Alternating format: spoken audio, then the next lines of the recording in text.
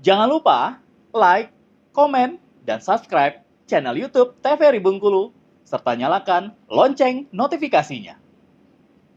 Saudara, tren kasus wabah gorok atau septicemia epizootica yang menyerang hewan ternak sapi dan kerbau di Bengkulu Tengah mulai turun. Namun demikian, peternak tetap diimbau menggunakan surat keterangan kesehatan hewan dalam peredaran lalu lintas dan kesehatan hewan ternak.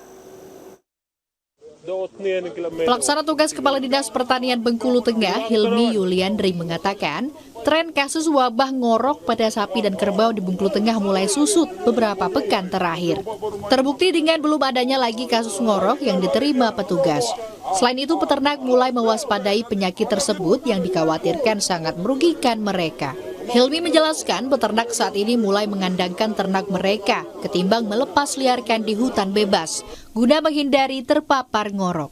Himbauan kita ya lalu lintas ternaknya memang harus kita perhatikan, kemudian apalagi di dalam Idul Kurban ini ya kita mohon seluruh penyedia ternak untuk minimal ada surat keterangan kesehatan hewannya yang didapat, dan itu gratis, nggak ada beban, dan kita minta H-3 ya minimal H-3 itu mereka melaporkan sehingga kita dapat melakukan pengecekan. Malum kita tenaga medisnya terbatas lagi dan luas, wilayah kita kan luas nih.